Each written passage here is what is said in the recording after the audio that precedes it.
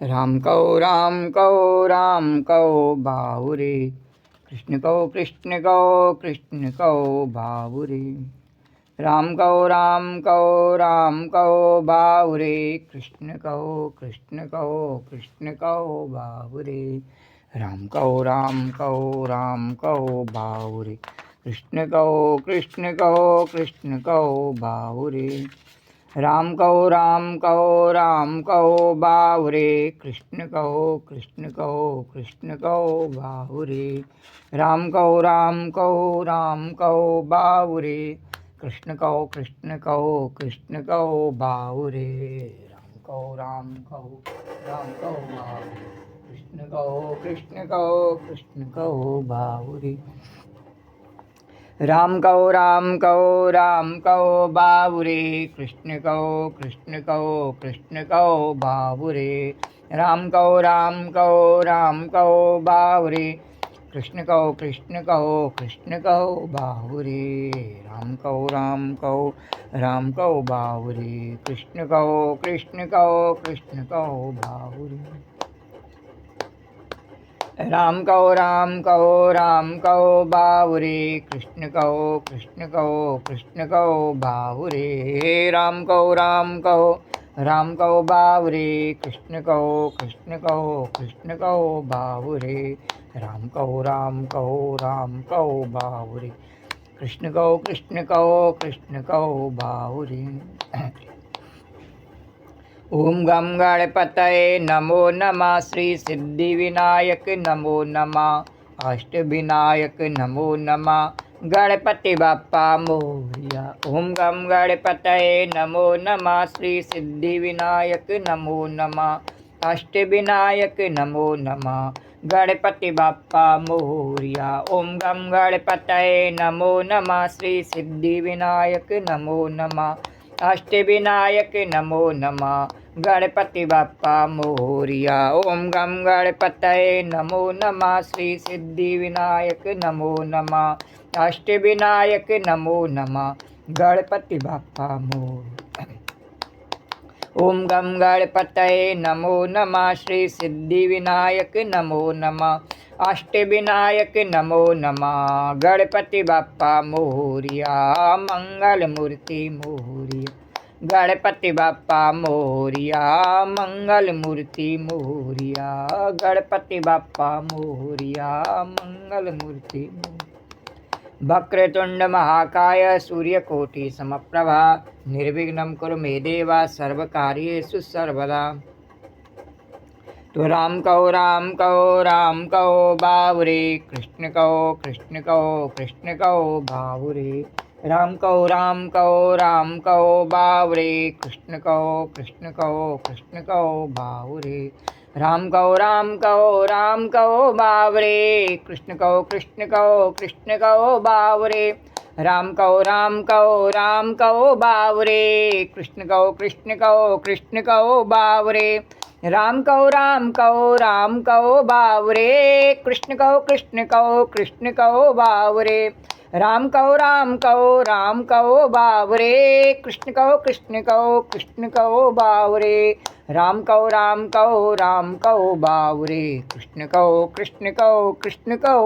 राम कहो बाहुरे, कृष्ण कहो बाहुरे। राम कहो बाहुरे, कृष्ण कहो बाहुरे। राम कहो बाहुरे, कृष्ण कहो बाहुरे। राम कहो बाहुरे, कृष्ण कहो बाहुरे। राम कहो बाहुरे, कृष्ण कहो बाहुरे। बोलो राया रामचंद्र भगवान की जय।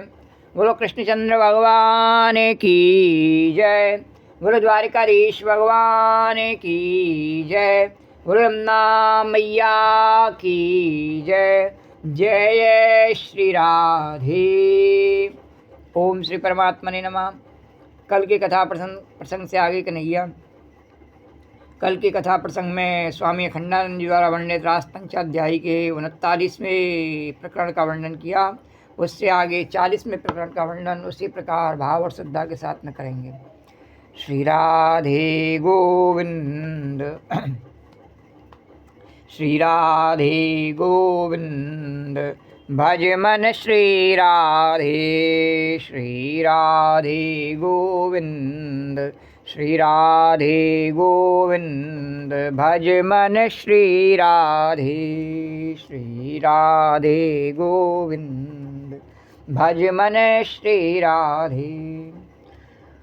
श्री राधे जय जय राधे। जय राधे जय श्री राधे। श्री राधे जय जय राधे। जय राधे जय श्री राधे। श्री राधे गोविंद। भज मन श्री राधे। रास में श्री कृष्ण की शोभा। उपगीयमान उद्गायन वनिता सर्तयूथपा। मालां बिभ्रद वैजयन्तीं व्यचरन् मण्डलयन् वनम्। उपगीयमान उद्गायन वनिता सर्तयूथपा। मालां बिभ्रद वैजयन्तीं व्यचरन् मण्डलयन् वनम्।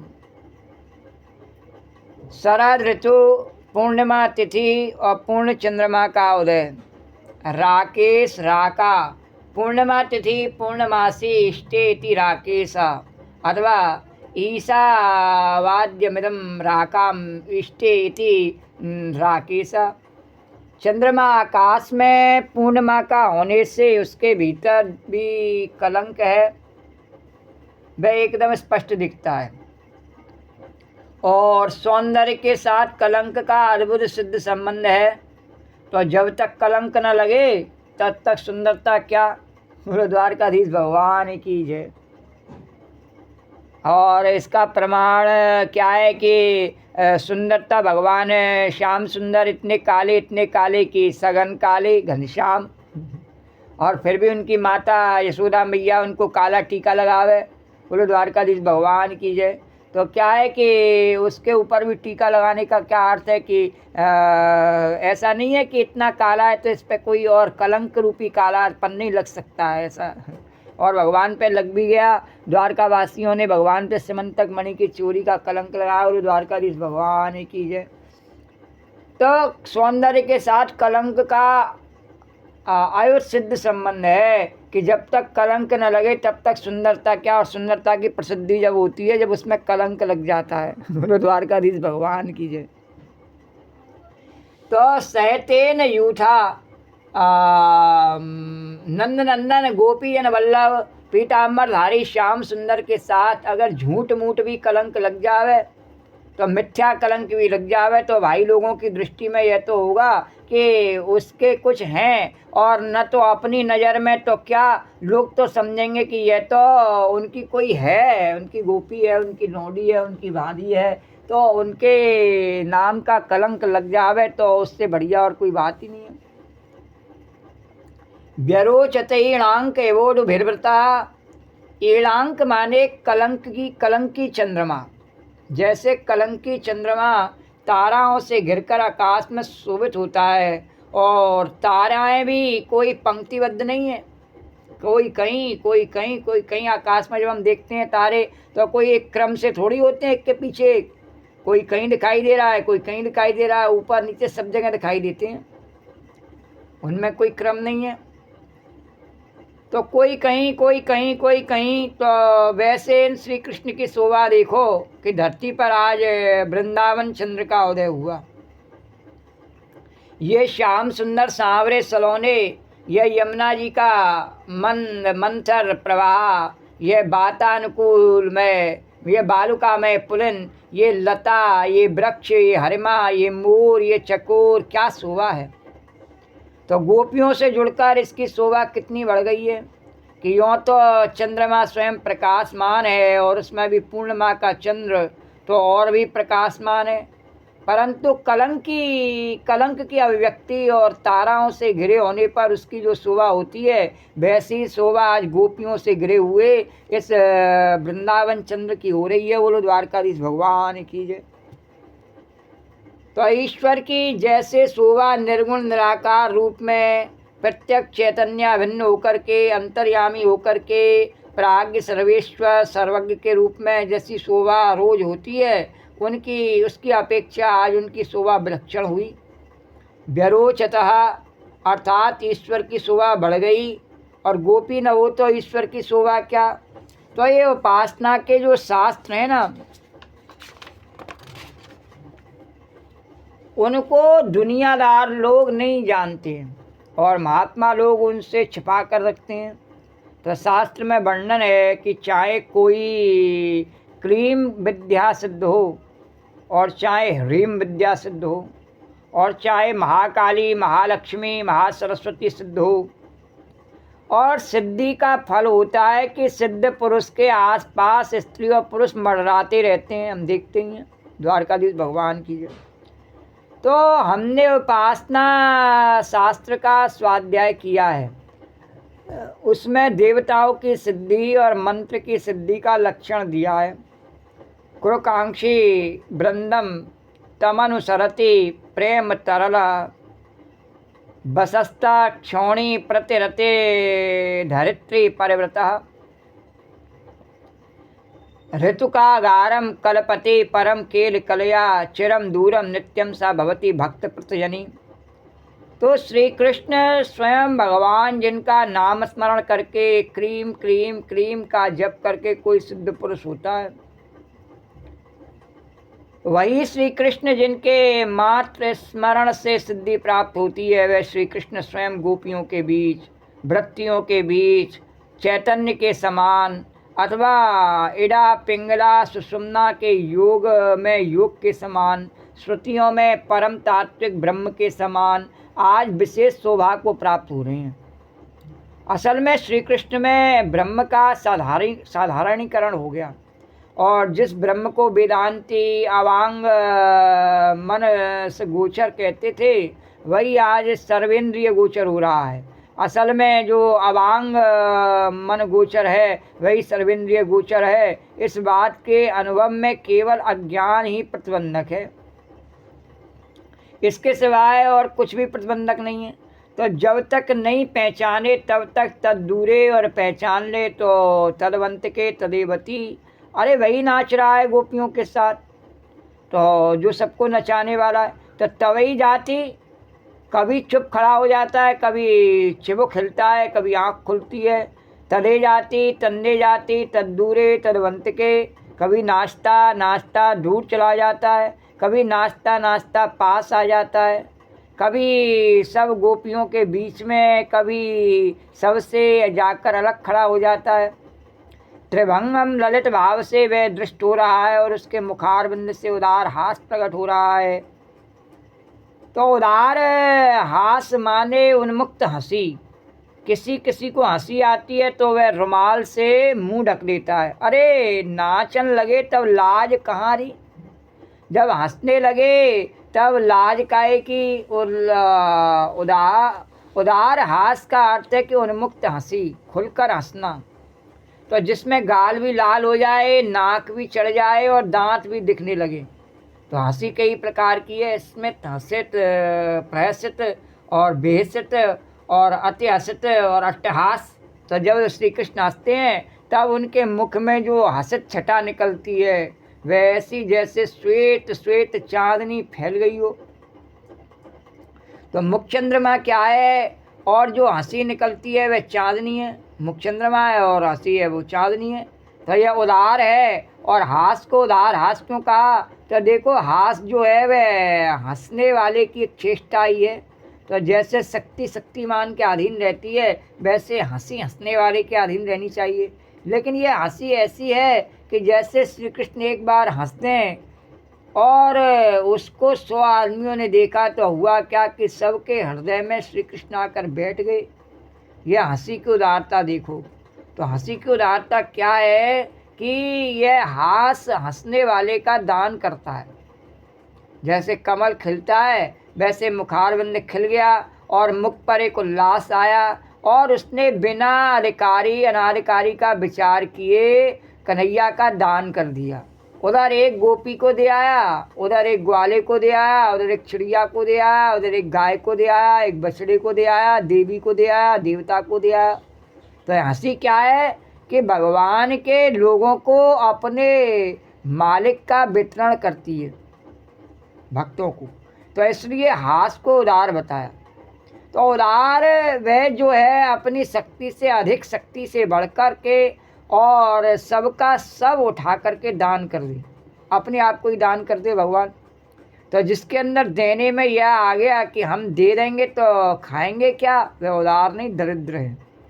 बोले द्वारकाधीश भगवान की है। जो पहले अपना सोचे और बाद में दूसरे को देने की बात करे, उसका बात करना ही बेकार है। जब देना है तो अपना क्या सोचना है, जब दे रहे हैं तो यही सोच के तो देना चाहिए कि जो प्रभु मुझ में है वही उसमें।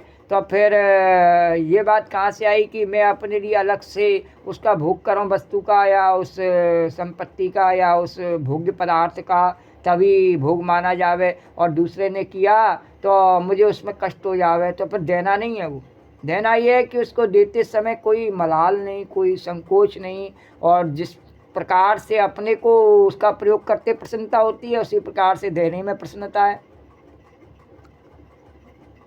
तो सबका सब उठा करके दे रहे हुए, और जिसके अंदर देने में ये आ गया कि हम दे देंगे तो खाएंगे क्या, वे उदार नहीं है, दरिद्र है। दरिद्र वह नहीं है जिसके पास धन नहीं है, जो दूसरे को कुछ भी देते समय और जिसके अंदर हमेशा संकोच रहता, कभी किसी को कुछ दे नहीं पाता है, उससे बड़ा दरिद्री और कोई नहीं है। चाहे उसके पास में भंडार भरे हों। तो वैसे शुक्र नीति में लिखा है कि अपने धन का 5 विभाग करके तब दान करना चाहिए। शुक्राचार्य की नीति के हिसाब से तो अपनी आय का 5वां हिस्सा दान करना चाहिए। तो वे 5 विभाग हैं। धर्म के लिए एक हिस्सा, यश के लिए दूसरा हिस्सा, धन बढ़े इसके लिए तीसरा हिस्सा, स्वजनों के पालन पोषण के लिए चौथा हिस्सा, और अपने लिए 5वां हिस्सा। परंतु ये शुक्राचार्य की नीति है, भला यह बृहस्पति की नीति नहीं है, देवताओं की नीति नहीं है, यह वैश्य गुरु की नीति है, देव गुरु की नीति नहीं है। तो यह बामनी नीति है, वाम मार्ग पर चलने वालों की, और जय विक्रमी नीति नहीं है, उदार नीति नहीं है। और भगवान की नीति क्या है कि प्रत्येक को दिया और बोले अरे लो, पूरा लो और पूरा, जितना लेते हैं उतना बढ़ता है। यह भगवान की हंसी उदारता है, उदार दाता है, और कृष्ण दाता नहीं है, कृपण दाता नहीं है वे, और उसमें संकोच नहीं है। कहती है लो हम अपने मालिक को ही दे देते हैं। इस उदार हाथ से हुआ यह कि सबके हृदय में मालिक बैठ गया, और जहाँ जहाँ देखें वहाँ वहाँ वही हंसी। इस प्रकार हंसी की वृद्धि हो गई। पानी बाड़े नाव में और घर में बाड़े दाम, और दोनों हाथ उलीचिए यही बड़न को काम। बोले कि नाव में चल रही हो, पानी बढ़ जावे तो उसको निकालते रहना चाहिए, नहीं तो डूब जावेगी। और उसी प्रकार से घर में धन बढ़ जावे तो उसको भी दान पुण्य करते रहना चाहिए, और नहीं तो और संपत्ति विपत्ति में बदल जाए में कोई देर नहीं लगती। और द्वारकाधीश भगवान की है।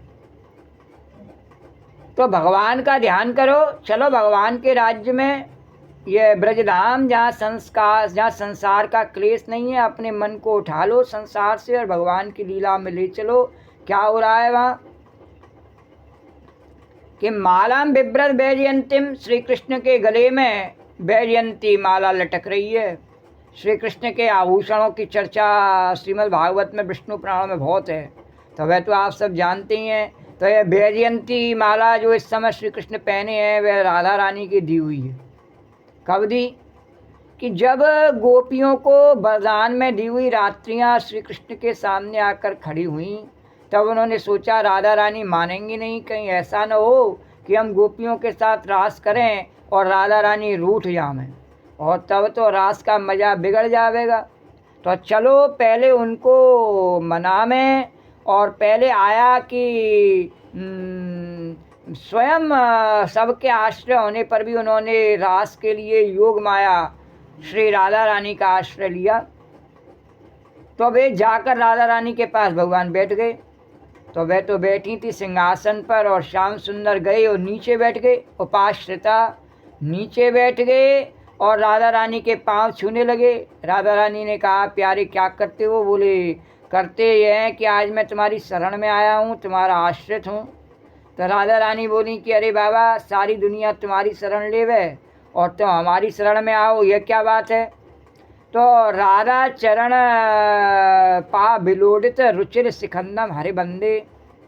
प्यारी जी झुक गई। कृष्ण बोले, प्यारी जी, आज मैं गोपियों के साथ रास लीला करना चाहता हूँ, वचनबद्ध हो गया हूँ, तो तुम्हारी प्रसन्नता के बिना तो वह रास होगा नहीं।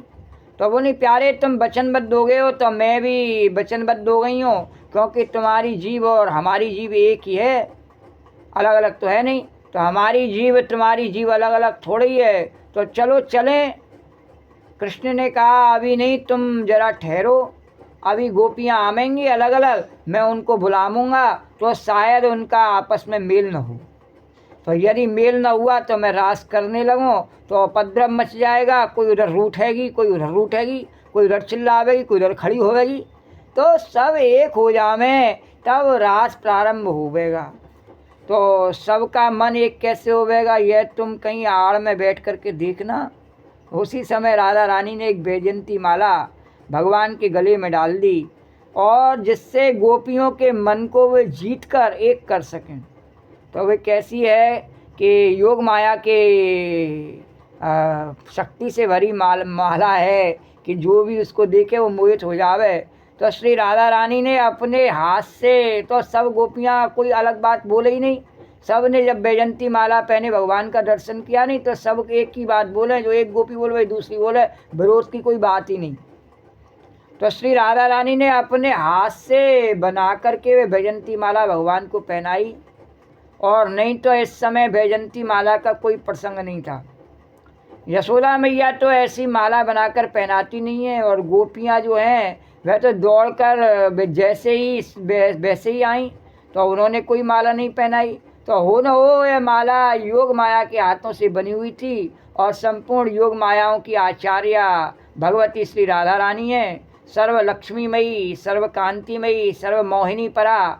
तो उन्होंने वैजयंती माला पहनाई। बोलो द्वारकाधीश भगवान की, यमुना मैया की। और जब गोपियाँ आईं तब श्री कृष्ण ने मना कर दिया, और जब गोपियाँ रोध होकर एक मत हो गईं, तो भगवान ने उनसे विहार करने के लिए तत्पर हुए। आत्मा रामोप्यरीरमत। तब श्री कृष्ण की आत्मा रूप में विद्यमान राधा रानी, आत्मा तू राधिका तस्या, आकर के उनके साथ मिल गईं, और भगवान ने गोपियों को प्रिया प्रियतम के रूप में दर्शन दिए। तो अब उन्हीं की पहनाई हुई वैजयंती माला गले में लटक रही है, माला बिभ्रद वैजयंतीम।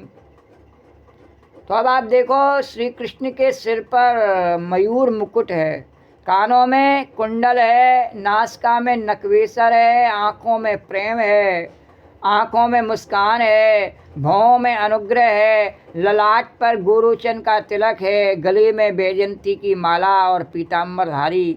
एक बार दर्शन कर लो, कथा बाद में सुनो। श्री कृष्ण गोविंद हरे मुरारी, हे नाथ नारायण वासुदेवाय। श्री कृष्ण गोविंद हरे मुरारी, हे नाथ नारायण वासुदेव। श्री कृष्ण गोविंद हरे मुरारी, हे नाथ नारायण वासुदेवाय। श्री कृष्ण गोविंद हरे मुरारी, हे नाथ नारायण वासुदेवाय। श्री कृष्ण गोविंद हरे मुरारी, हे नाथ नारायण वासुदेवाय। तो हम कथा आपको जो सुनाते हैं वे इसलिए नहीं सुनाते कि हम जो कहें सो आप जाकर घर में करना। अखंडानंद जी कह रहे, बिल्कुल कर्तव्य की बात आपको नहीं बताते। यह तो जो कर्माचार्य लोग हैं, प्रचारक लोग हैं, उनका काम है कि ये करो वो करो। हम तो इतना बताते हैं कि आनंद लेने वाले लोग हैं, तो अपने आनंद के लिए कथा करते हैं, तुम्हारे आनंद के लिए कथा करते हैं, तुमको भी आनंद आवे, और आनंद के लिए कथा करते हैं। और आपके अंदर क्या क्या गलती हैं और उसको आप कैसे छोड़ें, क्या उधेड़ बंद करें, इसके लिए हमारी कथा नहीं है, दकियानुकुशी के लिए नहीं है। अरे सोचते सोचते तुम्हारा दिमाग खराब हो जाएगा, और तुम्हारी गलती का अंत नहीं आवेगा। हमारी गलतियां ऐसी होती हैं इनका अंत कभी आता नहीं है, और हम अपनी गलतियों को सुधारने में लगे रहते हैं और अपनी अच्छी बातों को भूल जाते हैं, और ये गलतियां कभी सुधरती नहीं है। बोलो द्वारकाधीश भगवान की जय। तो इससे बढ़िया ये है कि हम उन गलतियों पर ध्यान न दे करके भगवान कह रहे गोपी बता दे, तो यही ठीक है रास्ता कि हम गलतियों पर ध्यान न दें, और जो रास्ता हमें सच्चाई और अच्छाई की ओर ले जाता उस पर दृढ़तापूर्वक चलें। तो अरे दोषों का अंत सृष्टि में कभी हुआ है नहीं, तो उनको रहने दो अपनी जगह पर, छोड़ो दोषों को और ले चलो अपने मन को भगवान की लीला में। हम ध्यान के लिए कि हमारा मन भगवान में लगे, रस की उत्पत्ति हो, इसके लिए कथा सुनाते हैं अस्तु। तो मालाम बिभ्रत वैजयंतीम, जो भगवान के गले में एक माला है, और जब त्रिभंगी ललित भाव से लटकती है तो माला एक ओर हो जाती है। आप समझते हैं कि माला की क्या गति होती है? तो जब भगवान बाईं ओर लटकते हैं तो लक्ष्मी, और भगवान के दोनों के गले में एक ही माला होती है, तो बाईं तरफ लटकते हैं तब वैजयंती माला जो भगवान के गले में लटकती है घुटने में लटक जाती है। वक्षस्थल पर जो स्वर्णिम रेखा के रूप में लक्ष्मी है वह भी उसी माला के भीतर आ जाती है, और इसी से माला को माला बोलते हैं। और माम रमाम लक्ष्मीम, और लाती थी माला माम शोभा माम लक्ष्मी माम प्रभाम। ये माला कैसी है? बोले वैजयंती है। और जब भगवान बाईं ओर लटक कर नृत्य की मुद्रा में थोड़ा चिबुक को हिलाने लगते हैं और बांसुरी बजाने लगते हैं तो यह माला भी नृत्य करती है। और यदि आप उस नाचती हुई माला के हिलते हुए स्वरूप पर, दंडित स्वरूप पर अपना मन जमा दें तो आपका मन तन में हो जाएगा। बोलो द्वारकाधीश भगवान की जय। तो यह माला क्या है अब आपको सुनाता हूँ। तो भागवत में 12वें स्कंद में एकादश अध्याय में इसका नाम माला नहीं है, माया है। स्वमायम बल मालाख्याम नाना गुण मयीम दधत। अरे मेरे बाप, ये माला है कि जादू का खेल है। जिसकी नाक में इसकी गंध घुस जावे तो बड़े बड़े ऋषि मुनि समाधि छोड़कर भौरा बनकर इसकी गंध सूंघने के लिए साथ साथ लगे रहते हैं। और जिसको इस माला का रस मिल जावे तो उसके सौंदर्य को देख लेवे, और जिसको स्पर्श मिल जावे और जिसको उसका शब्द, उसकी ध्वनि मिल जावे, उसको भी परमात्मा की प्राप्ति हो जावे। बोलो द्वारकाधीश भगवान की जय। तो अच्छा जी, इस वैजयंती माला का वर्णन शास्त्र में 3 प्रकार से आता है। एक तो त्रिगुणित सूत्र, और उसमें त्रिगुणित पुष्पावली और उनको एडा पिंगला सुषुम्ना जैसी ग्रंथि होती है वैसे बिलाते हैं विष्णु त्रिगुणमयी। और एक दूसरे प्रकार की होती है तुलसी, कुंद, मंदार, पारिजात और सरोरुह, 5 प्रकार के फूलों से बनी है। तीसरे प्रकार की वह जो मुक्ता, मोती, माणिक्य और मरकल, इंद्र, नीलमणि और जारक, इन 5 मणियों से बनी है। और 5 से करने का अभिप्राय ये बताते हैं कि भगवान के गले में कौन रह सकता है, इस पर विचार करो कि शांत रति और नाश्य रति, वात्सल्य रति, दास्य रति, वात्सल्य रति और सख्य रति और श्रृंगार रति, ये 5 स्थायी भाव हैं। मधुसूदन सरस्वती की दृष्टि से तो ये रति है, वे भाव हैं, इनमें भक्ति रस एक ही है 5 में। तो भक्ति माने आनंदाकार ज्ञान, निराकार निर्विकार का ज्ञान नहीं, निर्विशेष का ज्ञान नहीं, निर्धर्म का ज्ञान नहीं, निर्जीव का ज्ञान नहीं, आनंदाकार जो ज्ञान है उसको भक्ति बोलते हैं। तो ज्ञान क्यों बोलते हो? तो क्योंकि अज्ञान में, जड़ता में तो भक्ति होती नहीं। ज्ञान तो साथ साथ रहेगा ही, भक्ति के साथ में उनका बेटा है, ज्ञान तो रहता ही है, इसलिए ज्ञान भी है, वैराग्य भी है। तो क्योंकि अज्ञान में, जड़ता में तो भक्ति होती नहीं, तो ज्ञान तो साथ साथ रहेगा ही। तो अतः उल्लासात्मक जो ज्ञान है उसी को प्रेम और उसी को भक्ति बोलते हैं। तो मधुसूदन सरस्वती भक्ति को एक रस मानते हैं और उसमें शांत, दास्य, शक्य, वात्सल और मधुर, इन पांचों को रति मानते हैं। रूप गोस्वामी पांचों को पृथक पृथक रस मानते हैं। ये शांत रस, दास्य रस और शक्य रस, वात्सल रस, श्रृंगार रस, ये पांचों स्वतंत्र रस हैं, ऐसा रूप गोस्वामी का मत है। अब ये वनमाला क्या है कि बोले जो तुलसी, कुंद, मंदार, परिजात, सरोरू के पंचरंगे फूल इसमें हैं, वे इन्हीं 5 प्रकार के रसों के उपलक्षण हैं और ये भगवान के गले में लटकते रहते हैं।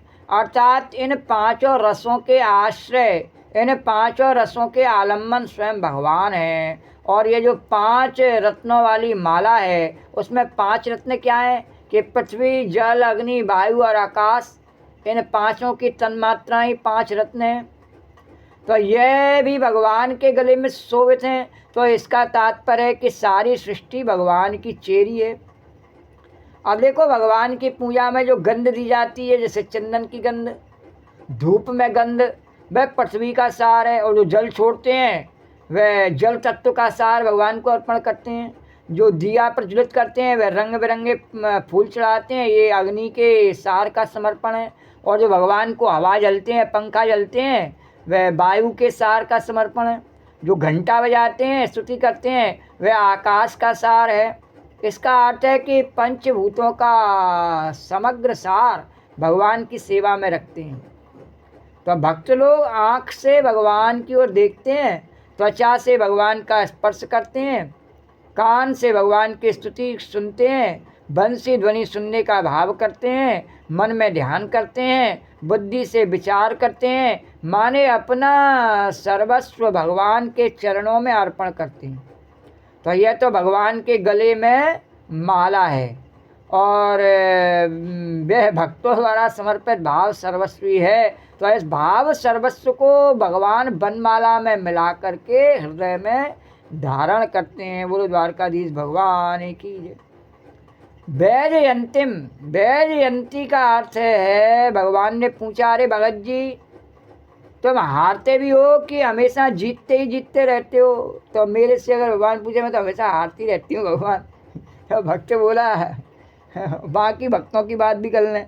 तो भक्त बोला, क्या करें महाराज, हमारे मन को कभी विषय वासना के संस्कार दबा देते हैं। हम जानते तो हैं कि भगवान बड़े हैं, लेकिन दुनिया तो अपनी उल्टी गति से चलती है। तो देखो, अजामिल सरीका पंडित विषय वासना के चक्कर में आ गया। तो रामानुजाचार्य महाराज ने भगवान से कहा, महाराज हमको तो हारने में कोई लाज नहीं है, भले ही हार जाए, मैं क्या करें, तो हम तो जीव हैं और आदिकाल से सृष्टि में, इसलिए हार जाते हैं। तो हमको तो कितनी बार पटके जाने और चित्त पढ़ने की बार बार आदत पड़ गई है। तो हम विषयों और इंद्रियों के हाथ इतनी बार हार चुके हैं कि एक बार और हार जाएं तो हमारी क्या बदनामी होगी। बोलो द्वारकाधीश भगवान की जय। तो अब बदनामी होगी तो आपकी, क्योंकि अब हम तो आपकी शरण में आ गए हैं। तो लोग यही तो कहेंगे कि आपकी शरण में आकर के भी हार गया। तो क्या सेना की हार से राजा की हार नहीं होती? बोलो द्वारकाधीश भगवान की जय। तो तदग्रे शरणागतानां पराभावो नाट्य नटी न रूपा। तो गोस्वामी तुलसीदास जी ने कहा कि हम हार जाएंगे इसका हमको डर नहीं है, पर चिंता हमारी यह है कि आपका अपयश होगा तो लोग कहेंगे कि तुलसिया हार गया। अब चिंता ये मोह अपारा, अब अपजस जन होए तुम्हारा। तो भगत ने कहा, तो भगवान ने कहा, देखो भगत जी, यह जो हमारे गले में बैजंती माला लटक रही है नहीं, ये तुम्हारे लिए है। तुम इसको अपने मन में बसा लो, फिर तुम कभी नहीं हारोगे। क्या बढ़िया पीले, नीले, हरे, लाल और सफ़ेद रंग बिरंगे फूलों की माला है। जरा अपनी नज़र इनके ऊपर लगाओ। तो अब तक इंद्रियों ने तुमको हराया तो हराया, अब तुम इनसे नहीं हारोगे। जरा हमारी बैजंती माला पर अपना ध्यान आने दो। वह अपने भक्तों की विजय बैजंती माला है, माने ये भक्तों की विजय का झंडा फहरा रही है।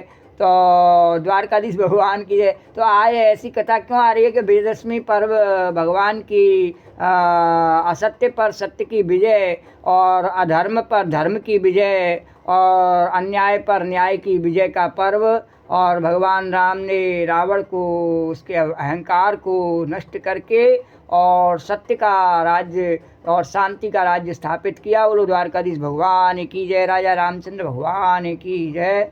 तो हम भगवान की शोभा का वर्णन तो कर ही रहे हैं कृष्ण रूप से, तो भगवान राम की दशहरा के अवसर पर शोभा का वर्णन करते हुए और उनकी स्तुति में कहें, श्री रामचंद्र कृपालु भज मन हरण भव भय दारुणम, नव कंज लोचन कंज मुख कर कंज पद कंजारुणम, कंदर्प अगणित अमित छवि नव नील नीरध सुंदरम, पटपीत मानव तड़ित रुचि सुचि नौमि जनक सुतावरम, भज दीन बंधु दिनेश दानव दैत्यवंश निकंदनम, रघुनंद आनंद कंद कौशल चंद्र दशरथ नंदनम, सिर मुकुट कुंडल तिलक चारु उदारु अंग विभूषणम, आजानुभुज शर चाप धर संग्राम जित कर दूषणम, इत बदति तुलसीदास शंकर शेष मुनि मन रंजनम, मम हृदय कंज निवास करु कामादि खल दल गंजनम, मम हृदय कंज निवास करु कामादि खल दल गंजनम।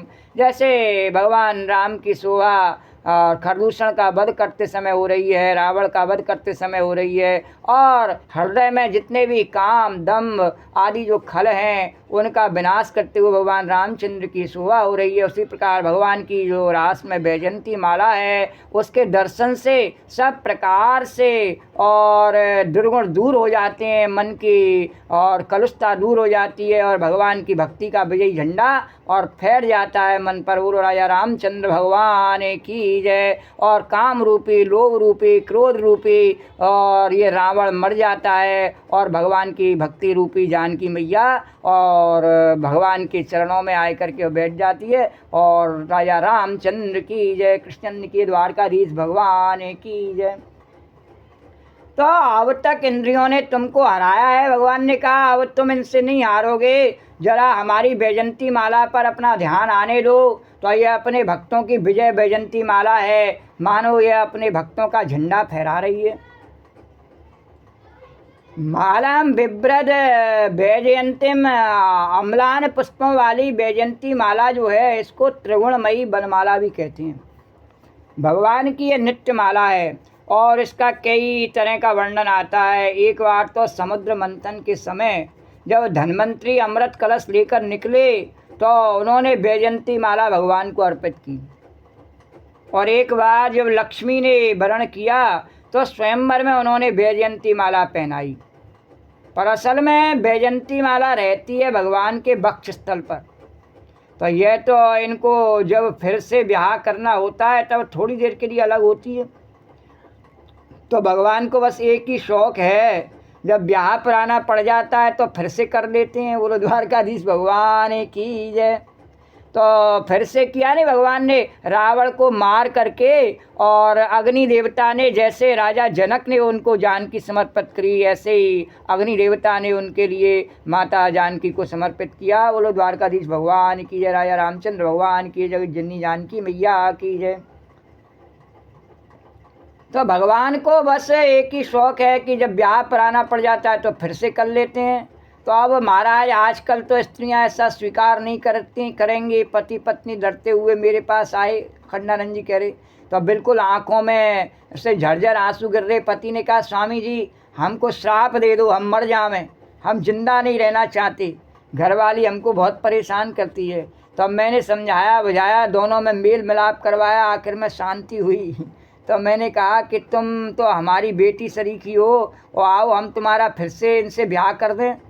तो बोली ना ना महाराज, अगर फिर से ब्याह करना होगा तो हम इनके साथ हरगिज नहीं करेंगे।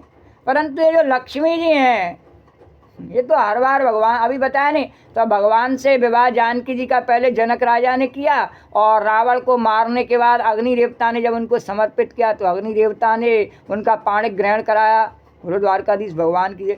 और जब समुद्र मंथन हुआ तो लक्ष्मी जी ने तब भी भगवान को ही वरण किया, और भार्गवी के रूप में भी भगवान ने नारायण को वरण किया। तो वो तो हर रूप में भगवान को ही वरण कर रही हैं। पार्वती मैया हर रूप में शंकर भगवान को ही वरण कर रही हैं, चाहे सती बने चाहे पार्वती बने। तो बोले ना ना महाराज, अगर फिर से ब्याह करना लेकिन कलयुग की महिला के बारे में, तो फिर बता रहे अखंडानंद जी कि वो कहने लगी फिर से ब्याह करना होता तो हम इनके साथ हरगिज नहीं करेंगे। तो महाराज बोले कि परंतु ये जो लक्ष्मी जी हैं वो तो हर बार भगवान से ब्याह करती हैं। तो देखो समुद्र सतयुग में समुद्र मंथन होता है, लक्ष्मी जी दूसरी नहीं होती, एक ही होती हैं। तो भगवान क्या करते हैं कि समुद्र मंथन के समय लक्ष्मी से कहते हैं कि अब तुम चलो समुद्र में घंटे आध घंटे के लिए बैठो, और जब समुद्र मंथन होगा तो समुद्र में से फिर यही लक्ष्मी समुद्र की नई बेटी बन करके और सुकुमारी युक्ति कन्या बन करके निकलती है। तो भगवान कहते हैं फिर से ब्याह रचा जाएगा। अब तुम सबके सामने बताओ कि उसी पुरातन पुरुष को पसंद करती हो कि नहीं।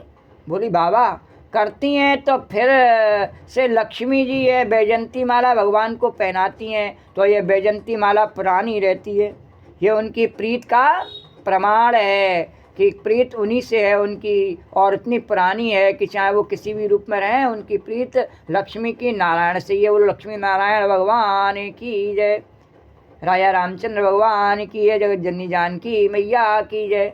तो वो चाहे राम बन के आमे भगवान, तो लक्ष्मी सीता बन करके आमे, और भगवान कृष्ण बने तो लक्ष्मी रुक्मिणी बने। इस प्रकार से उनकी प्रीत हमेशा बनी रहती है।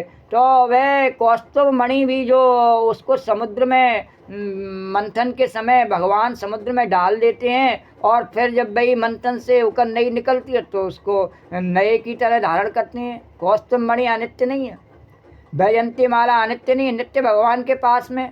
तो लक्ष्मी भी अनित्य नहीं है, नित्य भगवान के साथ में। तो वह तो वही की वही है, लेकिन नई नई प्रतिक्रिया से इसको धारण करते हैं। जैसे लोग अपने सालगिरह मनाते नहीं, मैरिज एनिवर्सरी, ऐसे भगवान तरह तरह के रूप लीला, भगवान का मनाने का तरीका थोड़ा अनेक बड़ा है, और वो उस हिसाब से पूरी लीला नई करते हैं, नया रूप धारण करके, और उस प्रकार से मनाते हैं। तो कौस्तुभ मणि अनित्य नहीं है, वैजयंती माला अनित्य नहीं है, लक्ष्मी अनित्य नहीं है, वह तो है वही की वही, लेकिन ये नई नई प्रक्रिया इनको धारण करते हैं। नई नई प्रक्रिया से भगवान इनको धारण करते हैं। नूतनम पदे पदे, तो पद पद में नवीनता उत्पन्न करने के लिए, स्वादु बनाने के लिए ऐसा करते हैं। जैसे हम रोज नया नया भोजन बनाते हैं, बोलो द्वारकाधीश भगवान की जय। पर कथा करने की बात आए, सत्यनारायण की भी कथा करने की बात आ जाए नहीं, तो बस लोग पेश पलट करके और रख देते हैं, बोलो द्वारकाधीश भगवान की जय। तो माला बिभ्रद वैजयंती, श्री कृष्ण के गले में वैजयंती माला है, सिर पर मोर मुकुट है। तो आप जानते ही हैं कि यह मयूर पिच्छ राधा रानी के मोर का है। कान में मकराकृति कुंडल हैं, तो वे काम की ध्वजा हैं। श्रीमद् भागवत में साफ ही वर्णन है कि विवर्तिम सांख्य योगम चा दिव्य मकर कुंडले, सांख्य योग और योग कुंडल हैं। तो इसका मतलब है कि भगवान के दो कान भरवा लगे हुए हैं, कान भरते रहते हैं, उनके कान में सिफारिश करते रहते हैं। सांख्य कहता है देखो ये विवेकी है, इसको आप अपना लो। इधर योग बोलता है देखो महाराज इसने प्राणायाम ध्यान धारणा समाधि लगाई है, अब इसको आप अपना लो, सिफारिश कर देते हैं। तो जैसे बड़े लोगों के पास कान भरवा लोग रहते हैं, कान भरते रहते हैं, सलाह देते रहते हैं, ऐसे ही भगवान के पास दो कान भरवा है, एक और सांख्य और एक और योग। तो अब सोच लो इन रास्तों पर चलो तो जल्दी भगवान से सिफारिश हो जाती है। तो भगवान जब ब्रज में आए तो उन दोनों ने कहा तुम दोनों थोड़े दिन के लिए बैकुंठ में चले जाओ। पर भगवान ने कहा ब्रज में सांख्य और योग को कोई नहीं पूछेगा, ये मेरे अज्ञानी ब्रजवासी भोले वाले सांख्य योग की बात नहीं जानते। तो भगवान ने अपने कुंडलों से कहा तुम जाओ। कहा हमारे कान में यहाँ मकराकृति कुंडल रहेगा, तुम्हारे अभाव में मकराकृत कुंडल पहनेंगे। तो मकराकृत कुंडल का मतलब है कामदेव के कुंडल पहनेंगे, काम को अपना बेटा बना के रखेंगे। तो अब काम ही कान भरता है, इनको आपकी प्राप्ति की बड़ी कामना है। और काम का काम क्या है कि ये बताना कि इसको बस कामना ही तो, इतना ही तो बताना है। तो कामना करना भगवान की तो बहुत आसान बात है। बोले ये तो बड़ी कठिन बात है कलयुग में, और सबकी कामना आ जाती है मन में, भगवान की कामना नहीं आती। इसलिए भगवान ने ब्रज में, और वैसे तो सांख्य और योग के, भगवान कह रहे, गोपी बता रहे, वैसे तो मैंने सांख्य और योग के कुंडल पहन रखे हैं। लोग सांख्य और योग के मार्ग पर चल के और मेरे पास में आ जाते हैं, पर ब्रज में मैंने मकराकृति कुंडल पहन रखे हैं काम के। यानी कि केवल सांख्य और योग से काम नहीं चलेगा, मेरे मिलने की मन में कामना होनी चाहिए, तब मुझे प्राप्त कर सकते हैं। बोलो द्वारकाधीश भगवान की जय। बोले मिलने की कामना तो गोपी के मन में ही हो सकती है, और किसी के मन में होना संभव है नहीं है प्रभु। तो अब वासनावान को भगवान की प्राप्ति होगी जिसके मन में भगवत वासना होगी। तो इसीलिए तुलसीदास जी ने भी लिखा कि ताते आवत अति ही हारे, कामी काक बलाक बिचारे। इस रामचरितमानस के सर पर कौन आएगा? ईश्वर आवत अति कठिनाई, राम कृपा बिन आए न पाई। बिना भगवान की कृपा के नहीं आएगा। और आने वालों की विशेषता बताई, उनकी डिग्री बताई, योग्यता क्या, कामी काक बलाक बिचारे। ऐसे लोग आवेंगे, पढ़ लिख लिए रामचरितमानस को स्वीकार ऐसे लोग करेंगे, विद्वान नहीं करेंगे ज़्यादा। बोलो द्वारकाधीश भगवान कीजिए। तो जिसके मन में भगवत वासना होगी उसको भगवान मिलेंगे। बड़ी बड़ी विलक्षण रीति है। तो भगवान के आभूषण बड़े विलक्षण हैं। भगवान के गले में जो कौस्तुभ और माला के बारे भगवान कह रहे कि एक बात और भगवान कह रहे कि मैं तो खूब कह रहा हूँ, मेरी माला को देखो, माला का ध्यान करो और अपना कल्याण करो और मेरी भक्ति में अपने मन को लगाओ और उसे स्वच्छ बनाओ। पर लोग माला को नहीं ध्यान करते हैं। माला से कम, उसमें एक मात्रा कम है, माल। आ का डंडा लगा नहीं हुआ उसमें, माल केवल। तो माल पर का ध्यान करते हैं। तो भगवान कहते हैं ठीक है, छोटी वाली चीज़ ले जाओ। और द्वारकाधीश भगवान के माल भी देने के लिए तैयार हूँ, पर जो मेरी माला पर ध्यान रखता है नहीं, और उसको मुझसे माल मांगने की ज़रूरत नहीं पड़ती है। बोलो द्वारकाधीश भगवान कीजिए। तो इस विजयदशमी पर, दशहरा पर भगवान कह रहे कि अगर किसी की समझ में आ जाए तो गोपी बता दो कि माल नहीं, माला का दर्शन करने की अभ्यास करे तो उसका कल्याण होने में कोई संशय नहीं। तुरंत ही मैं उसको भक्ति प्रदान कर देता हूँ। उसके मन से राग, द्वेष, लोभ, काम, क्रोध दूर करके और सब दुर्गुणों पर उसकी विजय प्राप्त कराए करके और उसको अपने चरण कमलों की भक्ति प्रदान करता हूँ। बोलो द्वारकाधीश भगवान की जय, राजा रामचंद्र भगवान की जय। तो भगवान के आभूषण बड़े विलक्षण हैं। भगवान के गले में जो कौस्तुभ मणि है वह जीव है, न उसमें सूत है न उसमें छेद है, बिल्कुल परम राग अनुराग का रंग है। और उसका और गले में अपने आप जो चिपका रहता है। भगवान के मन में हुआ कि एक गिलास पानी पिए तो कौस्तुभ मणि आकर उतरकर गले से लगा और एक गिलास पानी लेकर आया और भगवान ने पिया और पीने के बाद उनके गले से चिपक गया। तो वह चिन्मय होता है। और सायुज्य प्राप्त सेवक जो है वह कंठ से लगा रहता है। तो लक्ष्मी जो नीचे रहती है, कभी छाती पर कभी पाम में, और श्री वत्स पादाम्बुज जस्वल। और भक्त जीव कहाँ रहता है कि बोले गले में रहता है कौस्तुभ मणि, ऊपर लक्ष्मी से। तो भगवान के आभूषणों के बारे में श्रीमद् भागवत में, विष्णु पुराण में, जहाँ मूर्ति रहस्य का प्रसंग है, और वहाँ इसका प्रसंग है कि वैजंतीम माला बिभ्रद। तो माला शब्द में माँ माने प्रवाह, और ब्रह्म विषयक, ईश्वर विषयक, रस विषयक, जीव विषयक और यथार्थ ज्ञान है, वही है माँ है। और यमा है, और ला माने लाती, लाने वाली। तो उस ज्ञान का दान करने वाली जो है, यानी भगवान के स्वरूप का दान करने वाली जो है, उसको खींचने वाली जो है चित्त को, वह माला। और बड़े बड़े ज्ञानियों का ज्ञान खींच ले और बड़े बड़े ज्ञानियों को ज्ञान देकर विदा कर दे, और विदा करके कि चली महाराज। ऐसी वह माला अपूर्व शोभा, मन को मोहने वाली, वही माला धारण करके गोपियों के बीच में भगवान कर रहे हैं। क्या कर रहे हैं कि बोले उपगीयमान उद्गायन बनता सत यूथपा। कभी गाती हुई झुंड की झुंड गोपियाँ कृष्ण के पास आ जाती हैं। आपको सुनाया था कि 3 पद्धतियाँ हैं रास में। एक तो है कि एक झुंड में एक कृष्ण,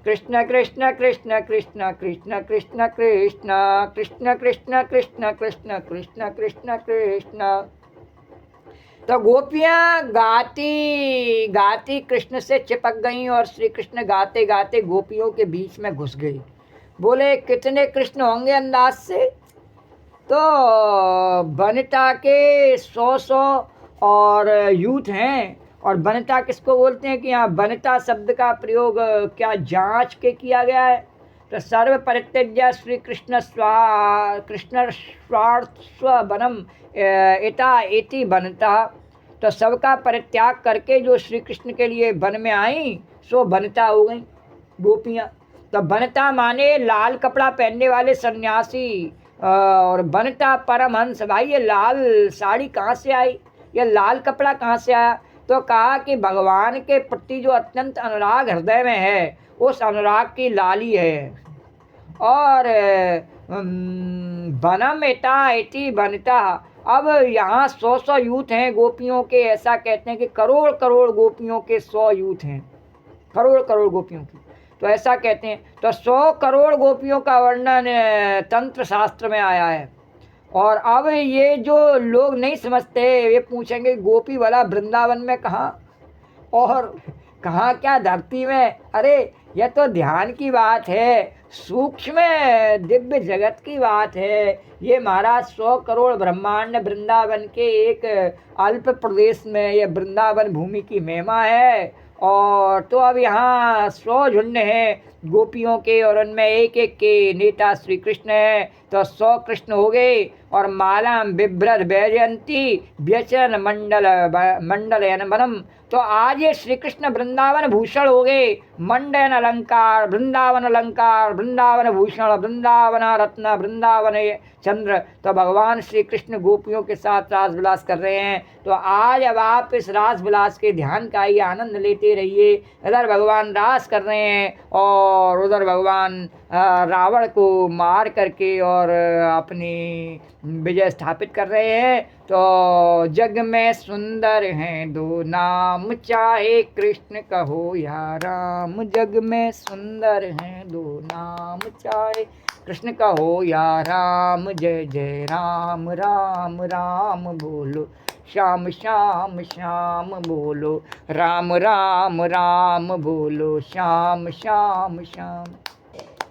एक दुष्ट रावण को मारे, एक कृष्ण पापी को पछाड़े। एक दुष्ट रावण को मारे, एक कंस पापी को पछाड़े। एक दुष्ट रावण को मारे, एक कंस पापी को पछाड़े। एक दुष्ट रावण को मारे, एक कंस पापी को पछाड़े। दोनों सुख के पूरक हैं, दोनों सुख के पूरक हैं और दोनों बल के धाम। चाहे कृष्ण कहो या राम, चाहे कृष्ण कहो या राम, चाहे कृष्ण कहो या राम, चाहे कृष्ण कहो या राम।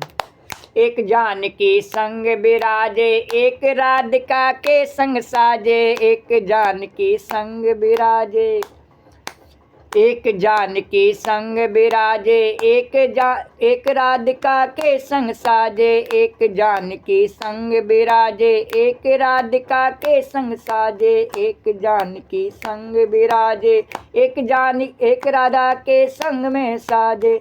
दोनों मुक्ति के हैं दाता, दोनों मुक्ति के हैं दाता, दोनों सुख के धाम। चाहे कृष्ण कहो या राम, चाहे कृष्ण कहो या राम। बोलो राम राम राम, बोलो राम राम राम, बोलो राम राम राम, बोलो राम राम राम। बोलो राजा रामचंद्र भगवान की जय, पवन पुत्र हनुमान जी महाराज की जय, जगत जननी जानकी मैया की जय, शिव शंकर भगवान की जय, जगत जननी पार्वती मैया की जय। जय जय श्री राधे। तो विजयदशमी दशहरा पर्व की कन्हैया को शुभकामनाएं देते हुए ऐसी कथा को इनको विश्राम देते सारी कथा कल करेंगे। श्री राधे गोविंद, श्री राधे गोविंद, भज मन श्री राधे, श्री राधे गोविंद, श्री राधे गोविंद भज मन श्री राधे। श्री राधे जय जय राधे, जय राधे जय श्री राधे। श्री राधे जय जय राधे, जय राधे जय श्री राधे। श्री राधे गोविंद भज मन श्री राधे। या देवी सर्वभूतेषु कथारूपेण संस्था नमस्तस्यै नमस्तस्यै नमस्तस्यै नमो नमः। या देवी सर्वभूतेषु मातृरूपेण संस्था नमस्तस्यै नमस्तस्यै नमस्तस्यै नमो नमः। नमो ओम सर्वमंगलमांगल्ये शिवे सर्वार्थसाधिके शरण्ये त्र्यंबके गौरी नारायणी नमोस्तुते। नमो नमो दुर्गे सुखकर्णी, नमो नमो अम्बे दुखहरणी। निरंकार है ज्योति तुम्हारी, त्यों लोक फैली उजियारी। सशिललाट मुख महाविशाला, नेत्र लाल भ्रुकुटी विकराला। रूप मात को अधिक सुहावे, दरस करत जन अत सुख पावे। तुम संसार शक्ति लोकीना, पालन हेतु अन्न धन दीना। अन्नपूर्णा हुई जगपाला, तुम ही आदि सुंदरी बाला। प्रलय काल सब नासनहारी, तुम गौरी शिव शंकर प्यार। शिव योगी तुम रे गुण गामे, ब्रह्मा विष्णु तुम्हें नित ध्यामे। रूप सरस्वती का तुम धारा, देश बुद्धि ऋषि मुनि नोबारा। धरो रूप नरसिंह को अम्बा, प्रगट भई फाड़ कर खम्बा। रक्षा कर प्रहलाद बचायो, हिरणाकुश को स्वर्ग पठायो। लक्ष्मी रूप धरो जग माई, श्री नारायण अंग समाई। क्षीर सिंधु में करत बिलासा, दया सिंधु दीजय मन आशा। हिंगलाज में तुम्ही भवानी, मैं माँ तब नहीं जाए बखानी। मातंगी धूमावती माता, भुवनेश्वरी बगला सुखदाता। श्री भैरव तारा जगतारणी, छिन्न भाल है दुख निवा। के हरिबान सोह भवानी, लागुर वीर चलत अगवान। कर में खपर खड़ग बिराजे, जाको देख काल डर भाजे। सो है अस्त्र और त्रिशूला, जाते उठ शत्रु ये सूला। नगर कोट में तुम्ही विराजत, त्यों लोक में डंका बाज। सम्मन समदानव तुम मारे, रक्त बीज संखन संहारे। मैं सासुर दैत्य अभिमानी, जय अभिवार मही अकुला। रूप कराल काल को धारा, सैन सहित तुम ते संहारा। परिगाढ़ संतन पर जब जब, भई सहाय मात तुम। अमरपुरी और बा सब लोका, तब मैं माँ सब रहे अशोका। ज्वाला में है जो तुम्हारी, तुम्हें सदा पूजे नरना। प्रेम भगत से जो जस गावे, दुख दारिद्र निकट नहीं आमे। ध्यावे तुम्हें जो नर मन लाई, जन्म मरण ते सो छुट जा। जोगीश्वर मन कहत पुकारी, योग न होय बिन शक्ति तुम्हारी। शंकर आचार्य तप कीनो, काम क्रोध जीत सबली। निस दिन ध्यान धरो शंकर को, काहू काल नहीं सुमरो तुम। शक्ति रूप को मरम न पायो, शक्ति गई तब मन पछतायो। शरणागत हो कीर्ति बखानी, जय जय जय जगदम्ब भवा। दई प्रसन्न आदि जगदम्बा, दई शक्ति नहीं कीन विलम्बा। मुँह को मात कष्ट अति घेरो, तुम बिन कौन हरे दुख में। आशा तृष्णा निपट सतावे, रिप मूरख मोह अति डर पावे। शत्रुनाश की जय महारानी, सुमरो इच्छित तुम्हें भवानी। करो कृपाए मात दयाला, रिद्ध सिद्ध दय करो निहाला। जन्म जन्म में तब फल पाऊँ, तुमरो जस में सदा सुनाऊँ। दुर्गा चालीसा जो गावे, सब सुख भोग परम पद पा। देवी दास शरण निज दानी, करो कृपा जगदम्ब भवानी। करो कृपा जगदम्ब भवानी। बोलो जगत जननी पुण्य पार्वती मैया की जय। या देवी सर्वभूतेषु कथारूपेण संस्था, नमस्तस्यै नमस्तस्यै नमस्तस्यै नमो नमः। या देवी सर्वभूतेषु मातृरूपेण संस्था, नमस्तस्यै नमस्तस्यै नमस्तस्यै नमो नमः। तो राम कहो राम कहो राम कहो बावरे, कृष्ण कहो कृष्ण कहो कृष्ण कहो बावरे। राम कहो राम कहो राम कहो बावरे, कृष्ण कहो कृष्ण कहो कृष्ण कहो बावरे। राम कहो राम कहो